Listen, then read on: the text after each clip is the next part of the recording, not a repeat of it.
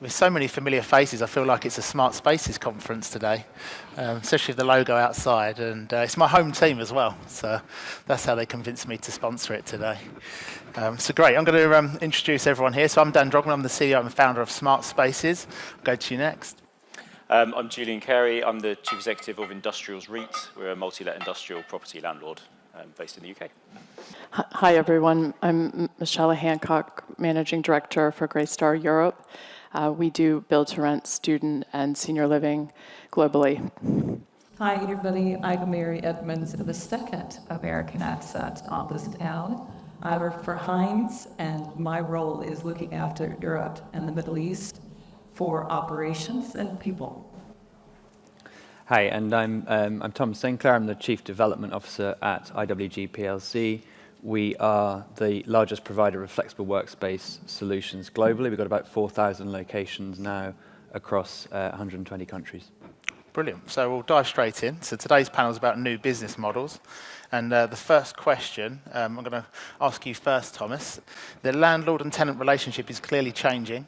We're seeing landlords adopt more of a space as a service approach to cater for the modern customer needs. But what does that actually mean? And I feel that you've probably had a new business model for a long time now, so with your flex operation. Yeah, I mean, look, we started out about 34 years ago now, and look, the market has taken time to evolve and get to where we are today. But look, in the end, this is now a trend that's customer led. Employees are increasingly wanting that ability to work flexibly. Employers, corporates, they increasingly are looking at agile workspace solutions. And, of course, the ramification of that is that landlords, owners, investors are having to think about a bit differently about the service that they are willing and able to provide to what would have been tenants, and that's left a big gap in the market, a big opportunity for operators and an operator like ourselves to step in and monetize that space on their behalf. So we work with building owners and investors globally, providing a range of brands, a range of formats, and a range of flex solutions to suit their building, their location, their need. We provide a turnkey solution, which is something that the owners typically haven't been well set up to do. Provide a good service for their customers and hopefully make them some decent returns as well. Brilliant. What's the main thing that's changed in those 34 years? Is it just the demand? There's more demand for flex, or has other things changed? Yeah, look, over I think that time? Clearly the shape and pace at which that demand has been evolving we've seen a real acceleration, particularly post-COVID. I think has been well discussed, well documented. What's changed most recently is that building owners now really understand the need to have flex, to provide flex in at least a part of their building, their portfolio, so that there's an urgency, I think, which we've started to see evolve, and the net outcome of that is that we're currently adding about 100 new locations a month globally, and we continue to see the pace of that pick up. So this is a fast-moving thing and a big opportunity. Brilliant. And I'm going to go to you next, Michela, from the residential angle. And so what does it mean to you, space as a service? Absolutely. It's something we talk about all the time. I think when I moved into this space 11 years ago, I moved from the US and I did build-to-rent development. And we were very focused on the customer and the service. And I remember coming here and people were looking at me thinking, I'm not sure that this will be successful. And I thought, well, they're very kind of basic customer service principles that we're trying to bring from the US to the UK. Why wouldn't that be successful if they're done properly?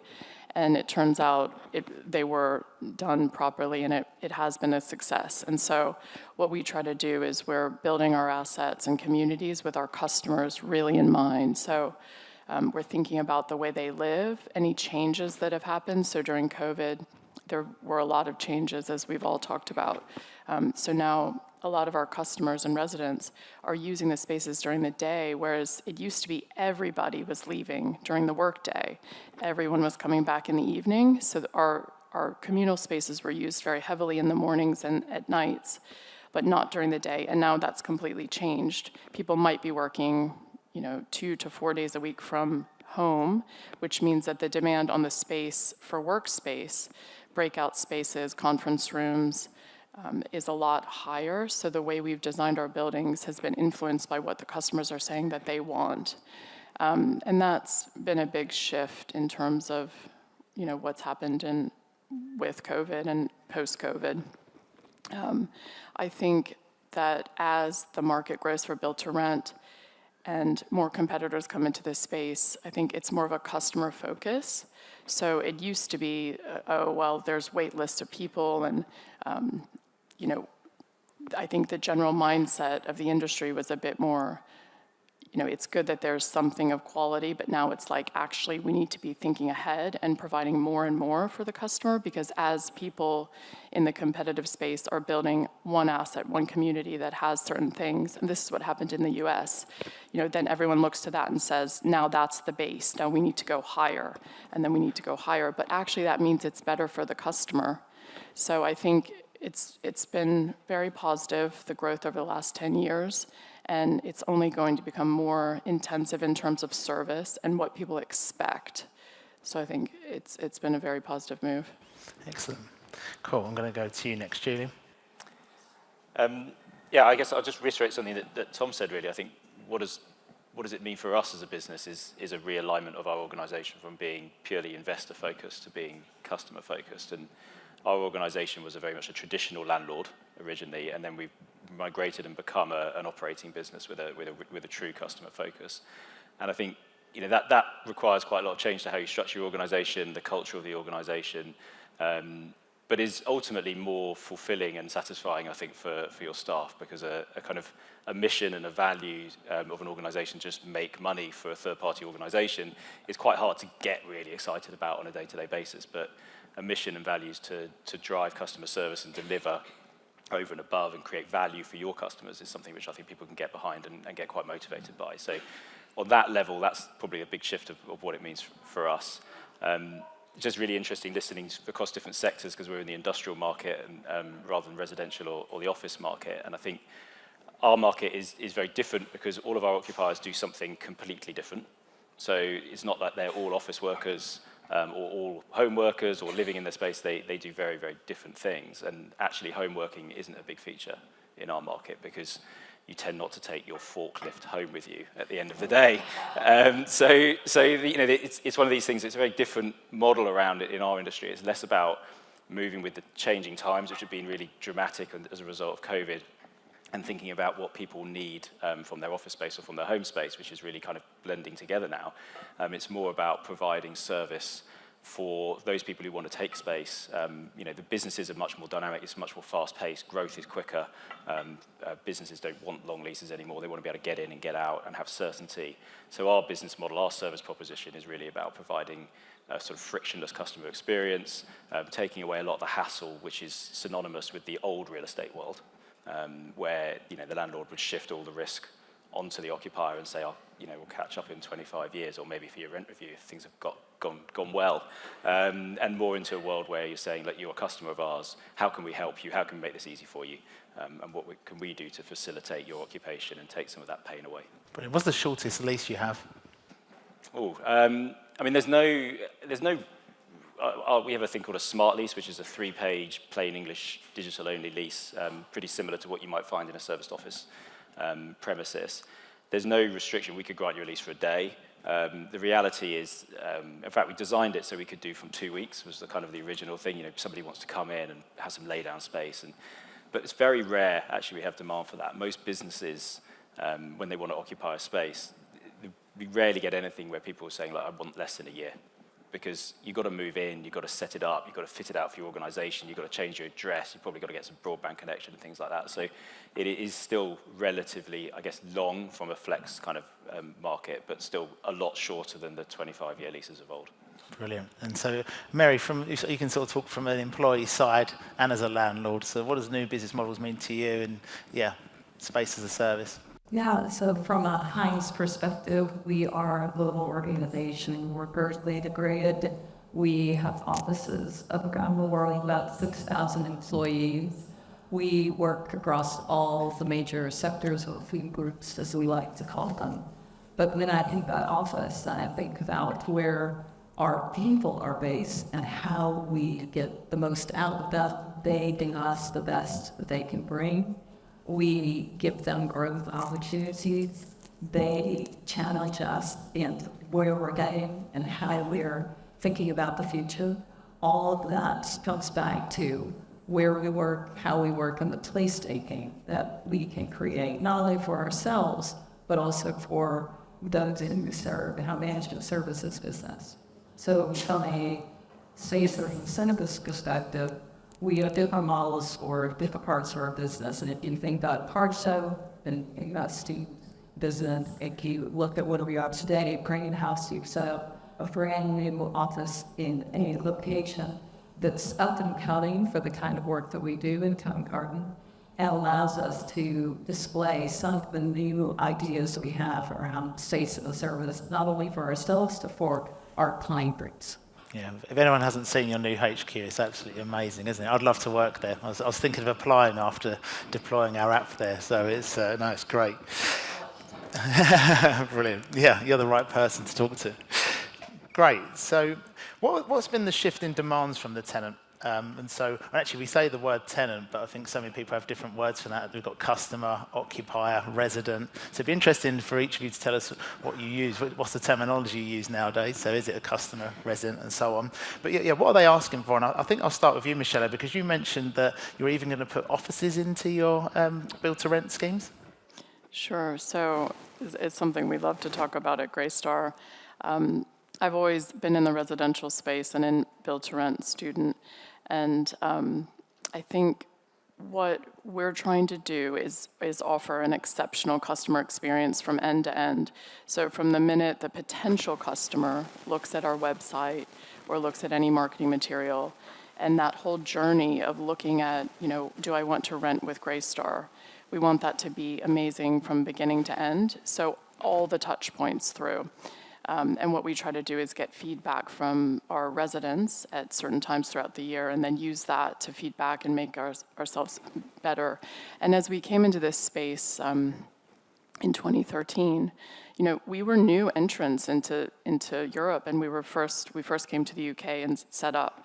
And so I remember thinking, wow, this is a lot that we're trying to do. And it was very exciting, and we were trying to tell people about build to rent and how it could be a lifestyle choice. And what we would be told a lot is, well, are people renting because they have to, or are they renting because they want to? And what we wanted to say is that this is an option. It's an option for people. If they choose to rent, they should have good quality rental options that offer really exceptional service.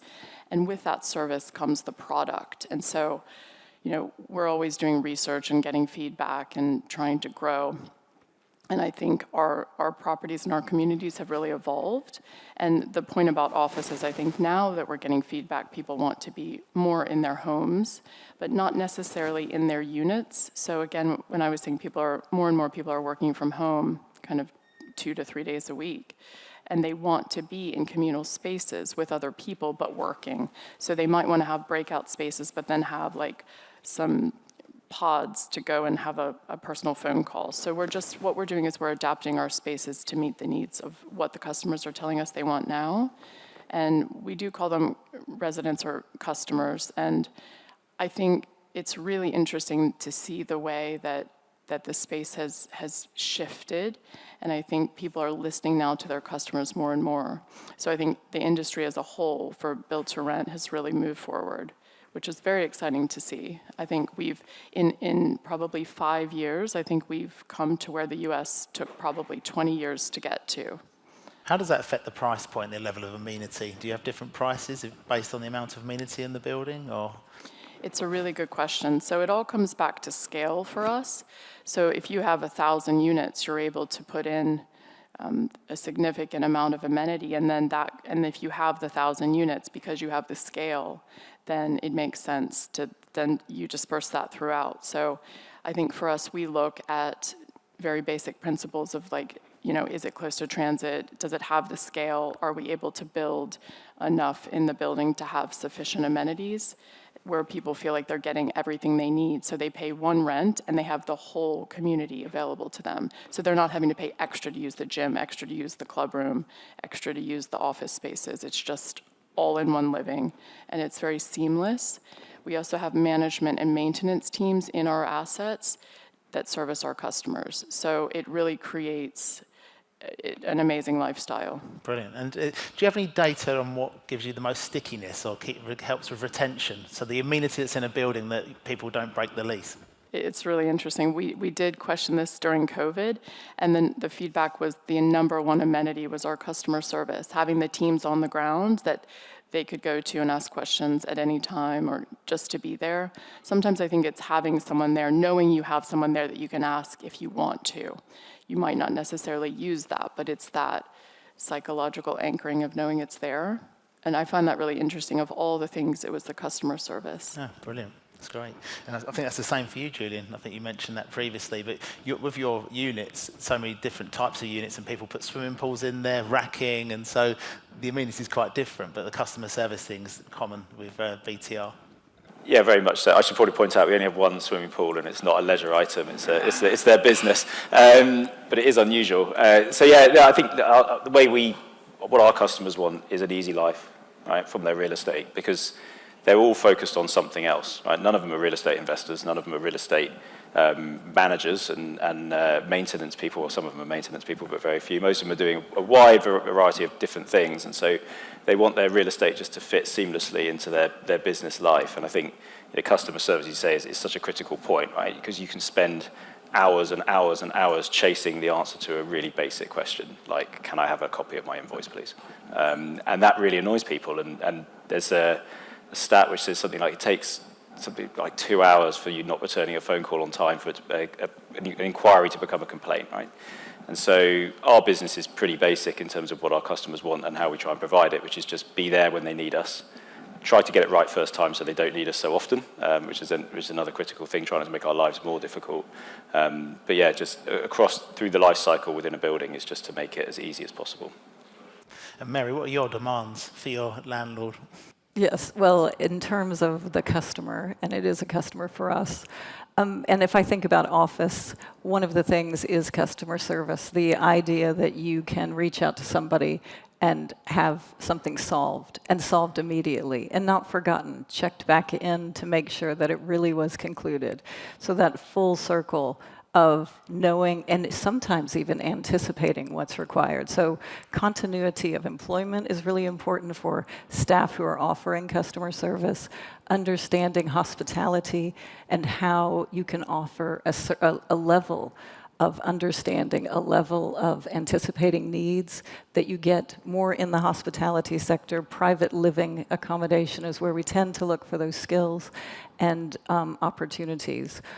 But we also differentiate. There's not one size fits all when it comes to build to rent. It's not one size fits all when it's office. And so what are the things that are make up the logical frame or the core elements of what enables something to be successful no matter at what price point? And that's the secret sauce, and the people are at the heart of that in many ways. The other things to think about are your basic needs all the way through to those first impressions that give you that sense of place, that sense of elevated experience, that sense of connection, that somebody understands who you are, what you've come here to do, and enables you to be productive, successful, and enabled, and go away thinking, that's better than home. That's better than other places that I've stayed. That's better than what I could create for myself if I wasn't in a rented accommodation, but I was in my own home. Because it's elevated to a place where I wouldn't even know how to create that. So somebody has curated that for me. Brilliant. And Thomas, from your perspective, you've got lots of brands. Was it 24 brands? More than that now, I think. Yeah, no, we've got about 25 brands. I mean, so look, we have members and users. So we've got about 8 million users globally now. And look, this all resonates, of course. I guess where I would build on... What's the difference in a member and a user? That there are many similarities and some differences. Okay. Yeah. But that's typically. I mean, we've come from a world of customers as well, and that's where we're trending towards. But what we're seeing now is our users wanting the convenience of a network, of a platform of workspace, which enables them, to work in a hybrid fashion. So it enables them to work some of the time at home, kind of as we're hearing, some of the time in a local office, and some of the time in a central headquarters. And that's really the shape of the demand we're seeing, both from the end user and, of course, from corporates who, as they are looking to make the move away from the traditional model of renting out space on a longer term, and they want to move to more of a hybrid, a flexible solution. They want that ability to give their employees workspace in convenient places, locations, be that nationally, be that regionally, or be that globally. And I think one of the most exciting trends we're seeing at the moment is some of those really big corporate clients of ours, making the shift towards flexible working models, and working with us, not just nationally but globally. And I think that's something we'll see continue to accelerate in the coming years. Yeah, have you seen the demand for offices in local towns increase because of working from home? Yeah, I mean, look, that's probably been one of the starkest trends that we saw, really through and coming out of COVID. We've always had, a network of locations out in regional towns and cities in the UK, as in pretty much any other market we're in. And yeah, you're absolutely right. I mean, demand for those locations was markedly strong coming out of that period, and that's a trend that we've continued to see growing. And a big focus of our strategy at the moment is adding locations across a range of brands in partnership with a broad range of owners, landlords, investors out in the regions to really provide that service and meet that demand. Yeah, could you see you providing office space in one of Michela's be able to rent schemes? Well, yeah, we haven't spoken about that yet, but no, I mean, look, we are not in the UK, funnily enough, but we are elsewhere in the world doing a lot of work with a range of developers and operators for exactly that purpose. We'll speak afterwards. Brilliant. And so, Mary, when you were designing your new European HQ, how much did environmental and social factors play into that? So it was central, and it continues to be central to the way Hines operates. We have always had a bent towards quality, towards sustainability. And one of the things that we have in our broader team is something called conceptual construction. And conceptual construction is part of our global organization, who before we knock anything down, before we take a step towards design, we think, where is this building? What is the purpose of this building? And how will it be used over the next 30 years? And how do we make sure that the services, the facilities enable it, as opposed to become a problem year on year and cost us operationally over those 30 years? So if you start with the end in mind, you start with what this building could operate as, residential, office, retail, how can it be transformed simply and easily by where you put the core and how you build the structure? Who's likely to be occupying this, and what does that look like in the local community? And how do you service that local community through the way the footprint mirrors or matches in with harmoniously with where it is? We're currently looking at this for 18 Blackfriars. We, for the grain house, did all of those things, had 5 historic buildings that we needed to push into one final successful build, and thought through what does that mean from a ESG perspective, from a employee perspective, from a experience perspective. We also know that our younger generation is purpose-driven, and so we wanted to make sure that whatever we were putting forward was something that showed our purpose and showed our commitment more overtly, maybe, than ever before. And so we looked at making sure that we had the standards that were required in order to get all of the stars that we needed in terms of the way we perform, and do that continuously and stay at the front.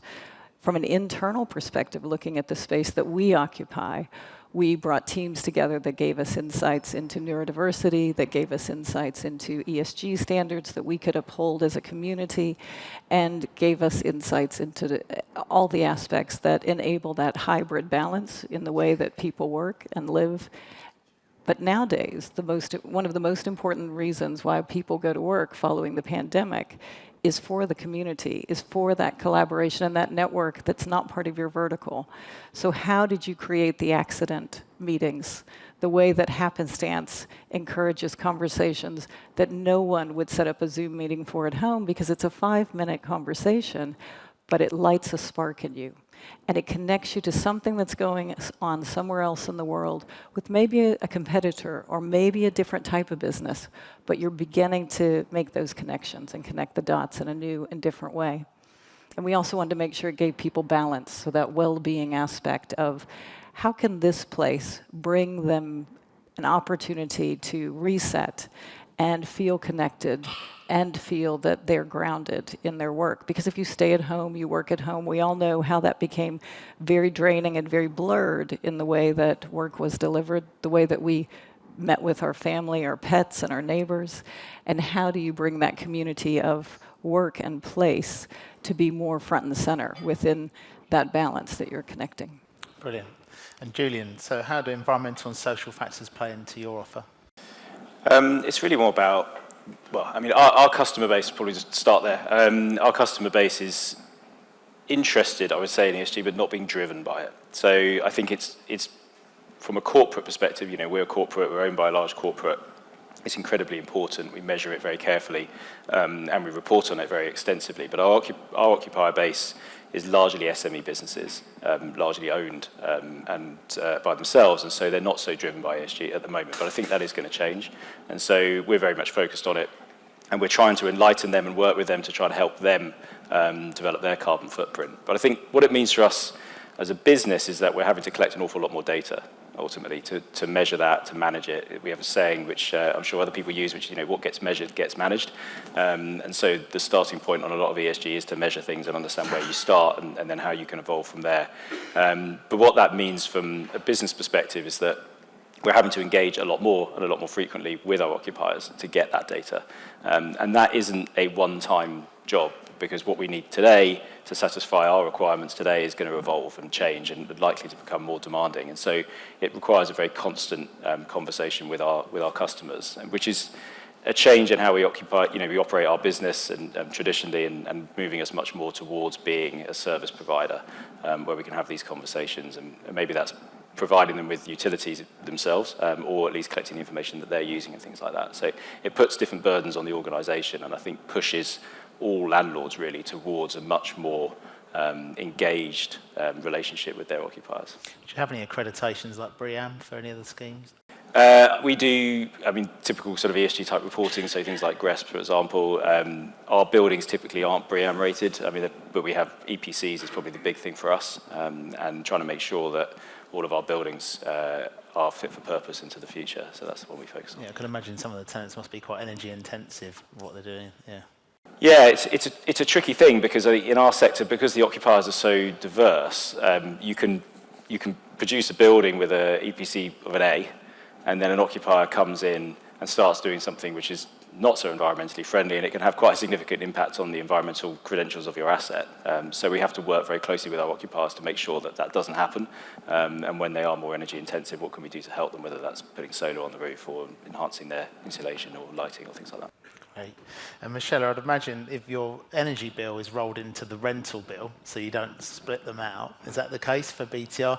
I'm worried that people leave like the windows open and the air conditioning on in winter and summer and so on, and so lots of bad behaviour because you're not paying the energy bill. Yeah, how do you mitigate that, or do you charge the energy separately? It's a good question. I think one of the advantages of being a global operator is that we have a lot of data at our fingertips, and we have a lot of residents across the globe. I think for us, sustainability, I know now everyone's measuring, and our investors, everyone's tracking everything. It's just the way that we normally operate day to day, though, because we've never been a build-for-sale developer. We've always been an owner-operator. We've looked at things long-term. We've looked at things, we've always looked at sustainable products and looked at, how do we lower energy usage? It's about educating our customers. So I think now what we're noticing trends are that a lot of our younger residents are very focused on what are the statistics, what are the outputs. Some of our older residents are interested as well, but we're noticing a shift in, how much people are really caring about this. They're asking about what are the ratings of the buildings they're moving into. I think it's really interesting. Our energy bills are not rolled into one, so the resident pays separately for that, but we do have a responsibility to educate for things that they could do to shut things off, not be running things all the time if they don't need to. And we find that they're very open to that. So I think it's really interesting for us as well, the social side of things. For us, it's about building the communities, as you were talking about, and that's so important for our residents. And, it doesn't happen overnight as well. When we went into Greenford in Ealing, one of our build-to-rent developments, some of the first events that we were planning with the community, we noticed we were having a few people show up, but it really took time, and it took community outreach to then show people they could come to this space. We would have events, and now we're having hundreds of people show up. So it just shows that these things do not happen overnight, and it just has to happen naturally. So it can't be sort of a forced thing, come show up at this event. It evolves, and I think that's one of the things that we try to explain in this space is that you have to put the effort in and the time in. You have to spend that time trying to encourage people to come. Why should they come spend time at your community? But if you give them reasons why, they will come, they'll try it, and then they'll have a good time, they'll come back. So now we have like hundreds of people from the local community coming to our events, which has been that's the social side of things I think people don't always realize. And when you're looking at measuring these things now, that is something that people really value, because in today's world, it can be quite isolating. As you're saying, we're working from home so much more now. I find that quite isolating. So I look forward to coming to work or coming to a conference like this. And I think the same is for these communities. People look forward to these events. So it's been very positive. Fantastic. And on the energy front, when you project how much energy you're going to consume, is it in line with that, the consumption? Like, do your schemes use more or less? Is the behavior generally good? Well, the behavior is very good, and the thing is that we're able, because we're on site, we have our teams on site.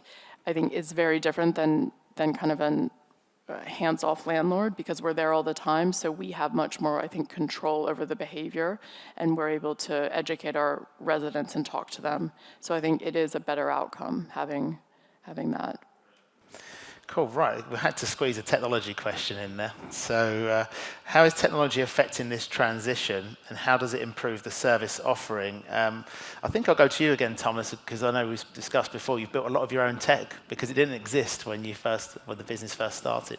Yeah, I mean, look, technology in its various guises has been the trend, the revolution that really has enabled our market, the flex market, to grow at the pace at which it's done. Now, people have at their fingertips, whatever they need to work wherever they want, whenever they want, and increasingly efficiently. So kind of by definition, it's underpinned the whole movement, our whole movement. But look, as you say, I guess as we were first movers, early movers, pioneers in the space, we we have, over the years, developed, built, evolved pretty much all our own technology. So, whether it's customer facing, so we have customer apps that everyone will be on, and that's how everything is managed from that perspective, or whether it's landlord, whether it's owner facing, again, same principles apply. And actually kind of reflecting back on what everyone was just talking about here, both sides of our platform are, the customer and the owners are intensely focused on, understanding data and trends in particular behind utilization, behind some of the impacts of what people are doing, where they're doing it, and how they're doing it. So yeah, no, we're very much underpinned by that technology. Is the app a good revenue driver for you? Do you get a lot of meeting room bookings? Do you make a return on it? Yeah, so yes is the short answer. Pretty much everything now is run and managed through an app, whether it's within our locations or by our customers externally. So yes, to that extent, it absolutely is a revenue driver. Excellent. And Julian, how do you cater for an industrial tenant? Do they want an app? Do you have a CRM? Ultimately, they want the output of it all, which is the service, right? They want to make sure that they get what they need when they need it. So we use a lot of technology in our organisation, and I think our organisation is probably similar in many ways to the residential market and the serviced office market, in that you have a lot of transaction with a lot of smaller, lower value leases, right? And so they turn over an awful lot. You have a lot of communication, and in that sort of situation, if you want to provide a consistent proposition and service, technology is your friend, right? Because it helps you do that. It doesn't vary every time. It helps keep your staff to providing that consistent service. They don't go off and do something on their own accord or in their own style. So as a business, it really helps us to be consistent. It helps us to deliver a higher standard that we can measure and monitor and improve on a constant basis. So yeah, that's really how we use it. And then also we use technology to make sure we're where our customers want us to be when they want us to be there. So that is particularly applicable in the leasing process. So when somebody decides that they want to try and find a space, something like 98% of all searches for multi-let industrial space start on Google. And so if you're not there, if you're not in the right places, if you're not with the right keywords, you're not buying the right advertising, then you're not going to be where you need to be when they need you. So we use technology an awful lot in that process, and it kind of follows you through your life cycle with us. Do you advertise direct or through brokers or both? So we do both. We have a mixed model, but for our smaller occupiers, so at the moment everything under 5,000 square feet, which is about 80% of our customers, we lease direct. So we don't use brokers, we don't use lawyers. So we have a very immediate connection with our occupiers, and outside of the technology, we have customer service representatives who, we can't man our sites on a 24/7 basis, which is one of the challenges about the multi-let industrial market. But we do our own viewings, and we're regularly on site, and we're well branded so people can see us. So we kind of mix a bit of digital with a bit of physical to provide that service. Brilliant. And Mary, I feel this is a bit of a loaded question, but how is technology improving your service offering? Yeah, well, thank you. One time we built an app, but that was out of desperation because we were in an office that was very, very small, and we couldn't find anything that was small and simple enough to be able to help us out. So that was our introduction to using apps in the workplace. From there, we took a huge leap, and we went for an app that was seamless between the landlord and the tenant and allowed us to have this kind of holistic experience. Having seen other sites for Hines where those aren't integrated, there is a need to do some special weaving in order to make sure everything talks to each other. And so that simplicity, when you get one seamless transition between coming into the building, getting up into your space, opening a locker, booking your lunch, thinking about using Headspace for well-being, and we've been able to load in some of these different aspects in order to give people a more holistic experience. Our events are on there, and when you only have to click a few times in order to get to the information you need, you are more likely to capture more of your audience and more participation. It also helps us be smarter about what we do and we don't do when it comes to events and activities. It helps us brand who Hines is in a different way. For me, I can see a future where apps are going to be even more integrated, and they're your social home as well, and they give you an opportunity to be inclusive in your community in a way that you know where everybody is in the business at all time. Now, my GDPR hat tells me that's going to be really hard to do, but I would happily click the button, yes, I agree, just like I do on Instagram and other services, so that my team and my organization could find me and help me in all of the things that we do. I think that leaning into your organization in the same way that you unconsciously lean into tech for other organizations needs to be elevated so that we can make the most out of productivity for people and the services that apps already have the ability to deliver for us. Brilliant, thank you. Thanks for the review. It's good. So I hadn't met Mary before today, so I was quite nervous on the answer. Brilliant. So Michela, how does it? Is there a resident app for your BTR tenants? What's your thoughts on technology? It's really interesting hearing everyone talk about this. We do have resident apps, and technology is obviously very important to us. But what I did want to say is that I don't think it's a replacement for a human connection, and for that, sometimes our residents just want to speak to someone and want to know that someone's on the other end of that. So I'm not saying it's not critical, but I think we also it can't replace people.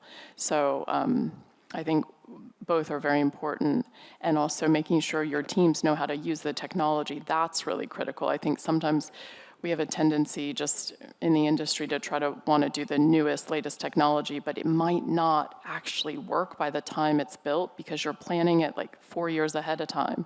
Then by the time you're building your asset, it's already obsolete. We're on to the next. So I think we just need to think about that. Sometimes basics are best. And I think efficiency is great, being able to book meeting rooms and log maintenance requests and have communication between your residents if they want to start groups and meet up. I think it's great. But I just think we need to do the basics right. So I think that for me, that's really important because I always get frustrated when I have a new piece of kit. I just had a new oven put in and I couldn't even work it. It was so complicated. I just wanted a button that I could press on and off. And sometimes I think we have to think back to what are the basics. People just want something simple. Obviously, it needs to work well, make our lives easier. But having that person to speak to, I wish I could have just talked to someone and said, how do I use this? So the training, all of those things, I think we need to focus on that as well. No, I totally agree. I think when it comes to a resident in your home, there's so much more emotion in that, isn't there? It is. So patience is less. And it makes it much harder for you to deliver something there. So that's great. So I want to do a very quick last question, and maybe, I know I've had the hand up for time, whether we can squeeze a few questions in for some of the audience, but just a very quick answer to this one. What is the favourite aspect of your current workplace? And I'll start with you, Julian. I was mulling about this over, and there's lots of things about our office which I like. We've got a nicely fitted out office with some great features, but it's that classic thing. If you go in on a day and it's really buzzy and it's exciting and all your colleagues are there, it's great. If you go in on a Friday and there's nobody there, you might as well just be at home. So it's just the people, really. That's the most important thing by a mile. Brilliant. Go to you next, Michela. I don't mean to repeat what you've said, but it really is the human connection. I think for me personally, just being locked down at home, it was super isolating. I love people, love chatting. I get my energy out of meeting new people, talking through things like you were saying, just, that 5-minute conversation. You don't even know you're going to have that, to have a Zoom call to have that. It's just these natural, things that happen. And I thought that was really hard. I think that's not natural for humans to all of a sudden just not see anyone for a bit. So for me, I love going in to see people and have that, like you say, the buzz, the connection. I think face-to-face can't be replaced. The endless quizzes didn't quite replace it, did they? I couldn't sit on a Zoom any longer. You'd been on all day, and then everyone wanted to have these quizzes, and I just... Well, for me, it is several things. So I'm not going to talk about the serendipity of having people around, because we've heard that twice. But for me, the barista bar, I'd never had a barista bar in my office before, and the barista was picked specifically by this young lady over here named Sarah. She's fantastic as a workplace experience lead. Don't steal her, but she is fantastic. Well, actually, we do consultancy, so let me know. I love the barista bar more than I thought I would, because you stand there, it is a bar, you stand there, they make you your favorite coffee, and everybody in the organization walks up, and you don't have to leave. You can just stand there till the next person walks up. And there's that moment where you can talk to anybody in the entire organization. And I think that creates such a different culture. We eat together. We're not allowed to take your lunch back downstairs. That is another favorite. And then the hair straighteners in the dressing room next to the bike lockers. That's my 3. We don't have any hair straighteners, no. No, for me, it's very simple. It's now having that flexibility, so that ability to work in any given week or month, wherever I want, whenever I want. Typically, I spend a day or 2 working from home. I travel into London a day or 2 a week, and then typically spend a day or 2 a week somewhere else in the UK or on the continent. And it's that flexibility which I wouldn't have had before. Oh, great. Do you have a favourite IWG location? Is there one you always go to? New York, probably. Brilliant. Have we got time for 1 or 2 questions? I'm looking out for someone to tell me I'm not allowed. One question. Wow, cool. So think wisely. So let's see. Is anyone's... Right, get to a gentleman here, please. Thank you. My name is Guzman. I'm part of JLL. We've been speaking about different uses such as offices, flex, residential, BTR. But we often see those developments happening in isolation or in different schemes. I see places like Asia Pacific where they are going big with mixed-use buildings where all of that is in one given asset. But for some reason, that doesn't happen so often here in the UK or Europe. Do you foresee large schemes where you may find, retail and then 20% of offices, 20% of BTR, a hotel, really mixed-use going big? Yeah. Well, I will start if that's okay. I think the idea of huge skyscrapers in Europe, will it have a long, long future for us, is a big question.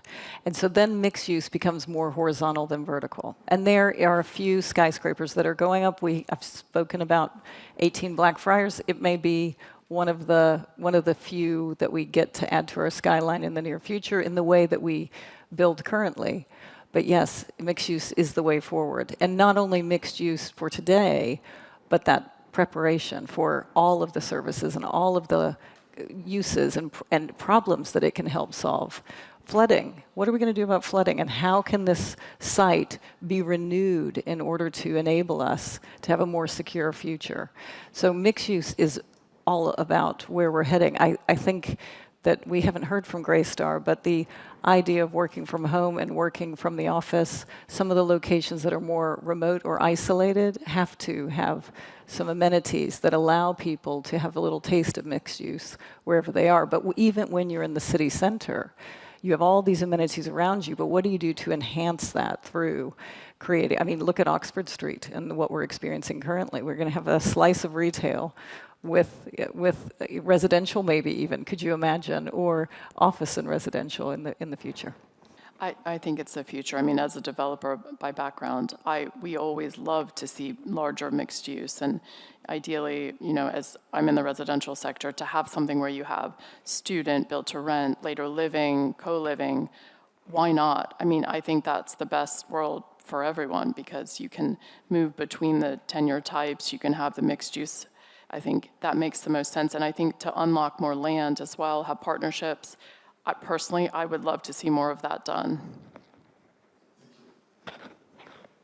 Yes, thanks for having a great question. Did anyone add anything else to that? I mean, I think I just make the point that we're working increasingly on and for mixed-use developers globally. We tend to run. We have a range of brands, a range of formats, of which you might put multiple in any development. And it obviously resonates. Julian, we see an apartment above a industrial. We shouldn't joke, should we? But in central London, it is a big issue. There's been a massive reduction in industrial land. I mean, if you look out the window, that was all industrial land, wasn't it? It's not anymore. So it is a big problem, and there's a few people trying to figure out how you can mix industrial use and residential together. But they're not natural bedfellows, and I think, if you said put your hand up if you want to live above a warehouse, it's probably just me, but I'm a bit sad. So not many people really want to do it. I think our portfolio is mixed use in a way because half of our buildings are joined residential anyway. So it's just in a much lower density setting. Brilliant. Well, I want to say a massive thanks to my panellists for making my life very easy. So great, thank you. Thank you. Well done.